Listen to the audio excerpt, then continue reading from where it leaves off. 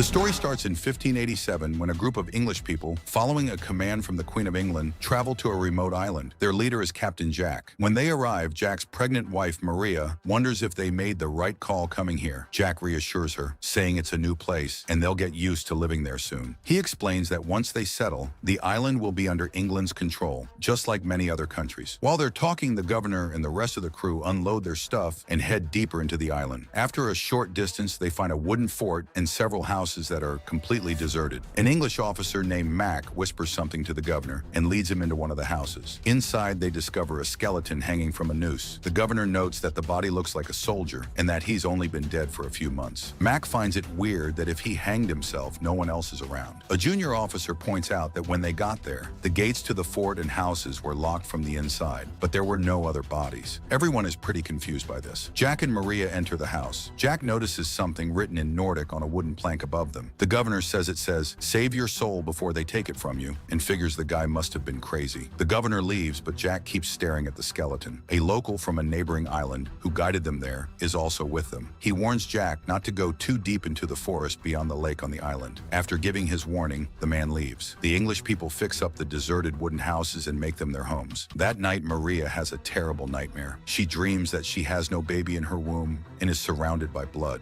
When she goes outside to find her baby, she sees a witch holding her newborn. Maria asks for her baby back, but the witch says they want the child. Maria screams in terror, and then she wakes up. Jack wakes up too and asks her what's wrong. She tells him about her dream. Jack sees that there is blood and quickly calls for some midwives to help Maria give birth. During the delivery, Maria feels like the witches from her dream are taking her baby instead of the midwives. Jack tries to calm her down, and the midwives successfully deliver a baby girl. Once the baby is born, Maria no longer sees the witches, and she and Jack are super happy to have their new daughter. Maria's father, who is also the governor, shows up. Jack tells him he's a grandpa now, and everyone congratulates him. The governor tells Jack that since they've settled, he's heading back to England to inform the Queen. Mac will be in charge while he's gone. He tells them to start farming soon and says he'll be back in the spring with a ship. As they're talking, some hunters come back from the forest. They tell the governor they set up traps but didn't see a single animal. The governor tells them to keep trying to find food. The governor then leaves for England. That night, Maria tells Jack she has a bad feeling about the island. Jack says the place will feel like home soon, and he explains that they're starting to farm and will eventually trade. He tells her not to worry, saying their daughter will have a great life there. The next day, Jack and Mac are practicing fighting when one of the hunters comes back from the forest. He tells them he heard weird noises and that one of their friends has gone missing. Jack and Mac grab torches and guns and head into the forest with some soldiers to find him. They don't find the missing man, but they do find the torn up body of an animal, which shocks them all. They also start to hear the screams of what sound like ghosts. Since they have no idea what's going on, Jack and his men head back to the fort to escape the unseen danger. That night, Jack tells a junior officer to increase security at the fort and make sure no one goes outside alone. The junior officer suggests that the strange occurrences might be the work of the local tribe who live in the forest beyond the lake. He proposes they attack the tribe to get rid of them. Mac tells him he's being foolish. He says they don't even know if the tribe is responsible and that attacking the native people would be a mistake. Jack, who's been listening, decides to go alone to meet the tribe's chief to figure out the truth. He tells them to take care of things at the fort while he's gone. The next day, Jack goes to the forest alone. He makes it to the tribe's camp, but is immediately surrounded and knocked unconscious. When he wakes up, he's tied up in front of the tribe. The tribe's general pulls out a dagger and gets ready to kill him, but the chief comes out of his hut, stops him, and takes Jack inside. Jack tells the chief that his people are being scared. One of his men went missing, and his wife has been seeing strange things. He asks if the tribe is behind any of it. The chief denies it. He says there are ancient spirits in the forest and no one knows what they want, but it's probably them. He explains that anyone else who came to the island before them was either killed or disappeared. Jack says he doesn't believe in that stuff and that in England they call it superstition. The chief says that's the truth, whether he believes it or not. He explains that they are safe because they wear a talisman from their god. The chief gives Jack a talisman and tells him to go back home if he can, or at least to be careful and stay away from the forest. Jack goes back to the fort. Maria has another terrifying vision. She sees people torturing a woman in a cave. Freaked out, Maria tells Jack that something is seriously wrong and that her visions are not normal. Jack just tells her it's all in her head and that everything will be fine. Afterward, Jack tells the junior officer and Mac to plant as much as they can. He says hunting is too difficult, and if they don't have grain, they'll starve to death before the ship comes back in the spring. Later that night, while everyone is celebrating a Christian holiday, a guard outside the fort mysteriously disappears. Jack and Mac go outside to find out what happened, but no one knows anything. The junior officer again says it's probably the tribe's doing. Jack tells him to just secure the fort and make sure no one goes into the forest alone. Still convinced the tribe is behind the attacks, the junior officer takes some soldiers the next morning without telling Jack or Mac. They cross the lake and attack the tribe, setting fire to their huts. The tribe fights back, and a huge battle breaks out. The soldiers brutally kill many of the tribesmen, but the tribesmen fighting with swords and machetes overwhelm them. Many soldiers are killed. The junior officer and the remaining soldiers panic and run back to the lake. The chief and his men chase after them. The junior officer and 3 remaining soldiers manage to get into a boat and escape before the chief reaches the lake. How many of my men did you lose? The junior officer tells Jack that 12 of their soldiers were killed. Jack is furious, asking him who gave him permission to attack them and how many tribesmen were killed. The junior officer says many of the tribesmen were also killed in the fight. Jack says he has no idea what a big mistake he's made. He explains that they were already fighting an unseen enemy, and now the junior officer has created another one for them.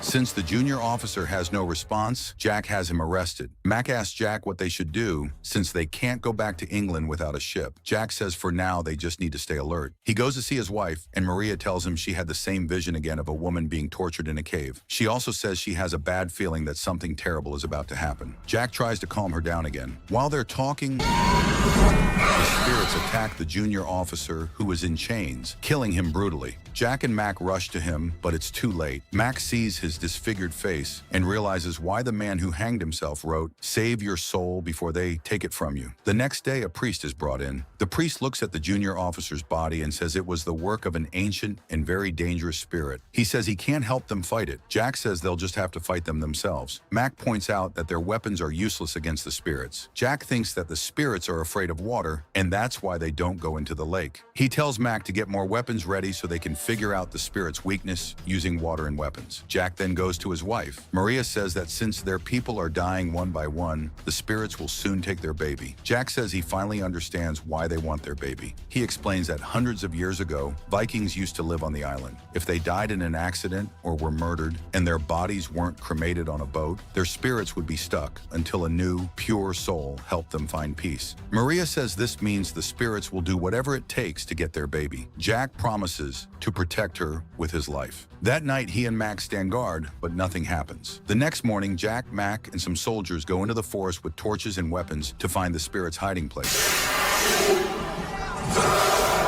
The men fight back with their guns and torches, but the spirits are unharmed and start brutally killing the soldiers. One of the spirits tries to kill Jack, but he throws water on it and it disappears. Jack and the remaining soldiers run back to the fort, throwing water as they go. Everyone at the fort is terrified. That night, the spirits trick some of the guards into leaving. Jack sees them leaving and tries to stop them. You there!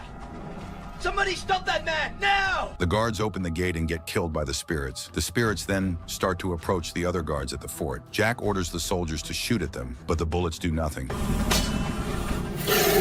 Jack attacks one of the spirits with a wet knife, and it disappears. Another spirit stabs Mac in the back. Jack takes the injured Mac inside to be treated. Everyone is scared, and Jack knows it. So the next morning, he gets ready to go see the tribe's chief. Maria asks him where he's going alone. He tells her he's going to see the chief. Maria tells him the tribe won't spare his life after what his men did. Jack says if he doesn't do anything, they'll all die anyway, so he has to go. He takes the risk and goes to the forest to meet with the chief. The chief is furious to see him, asking him how he had the guts to come back after what his men did. Jack says he wasn't involved in the attack and that his men have already paid for their mistakes. He asks the chief for help on how to get rid of the restless spirits, saying they'll come for the tribe after they kill all the Englishmen. The chief says he doesn't know much about them, but that there is a mysterious cave in the forest that's connected to them. He thinks Jack might find some information there. Jack tells the chief his wife has had visions of a cave like that and asks him to take him there. After Jack keeps asking, the chief agrees and takes him to the cave. Inside, they see ancient writing on the walls. It explains how some Viking men and women were brutally tortured and killed many years ago, which is why the forest is cursed. The chief tells Jack that according to the writing, he has to create a boat cremation pyre and use his newborn baby to perform the spirit's funeral. This is the only way to release them. Jack goes back to the fort and tells everyone what he learned. He tells them they have to build a big boat pyre as soon as possible. Mac's wife asks if he has to sacrifice his daughter. Jack says no, she just has to be a part of the ritual. They all start building a big boat pyre by the lake. They only get halfway done before nightfall and go back to sleep. That night, Jack finds out another one of his men is gone, and there's blood everywhere. The next morning, Jack tells everyone they have to finish the boat today so they can do the ritual tonight. After working hard all day, they finish building the boat pyre. Jack tells Mac that as soon as the spirits get on the pyre and he pushes the boat into the lake, Mac should shoot an arrow to set it on fire. Mac agrees. As the sun goes down, the spirits show up and start coming toward them. I have what you want. He goes toward the pyre, and the spirits follow him. A soldier tries to attack the spirits. Mac tries to fight the spirits to save his men. The spirits then attack Mac and his wife, killing her. Heartbroken and furious, Maria gets a sword and tries to attack a spirit, but another spirit stabs her in the stomach, killing her. Jack, helpless, can't do anything. He knows he has to act fast, so he pushes the boat into the lake. A spirit tries to kill Jack on the boat, but before it can, a wounded Mac shoots a flaming arrow at the pyre, setting it on fire.